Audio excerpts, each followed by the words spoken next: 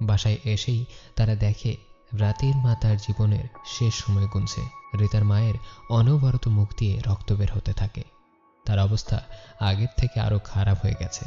রাতের মায়ের এমন অবস্থা দেখে মিলার সন্দেহ হয় তার মায়েরও হয়তো একই অবস্থা হতে যাচ্ছে, কারণ সে তার মাকে বাঁচাতেই সেই জাদুর ব্রেসলেটটা বদ্রাবাহীকে ফিরিয়ে দিয়েছে। তাই সে তখনই ব্যাগ গুছিয়ে ঝড় বৃষ্টির মধ্যেই বাসায় যাওয়ার জন্য বের হয়ে পড়ে।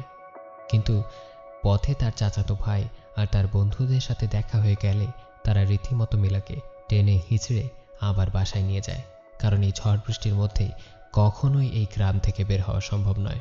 কিন্তু বাসায় ফিরে আসলেও মিলা বারবার তার মায়ের কাছে যাওয়ার জন্য জেদ করতে থাকে। তখন মিলা বলে সে এমন কিছু করেছে যাতে তার মায়ের জীবন বিপন্ন হতে পারে, তাকে এখনই বাসায় যেতে হবে। তখন ইউদা বলে, তুমি এমন কি করেছো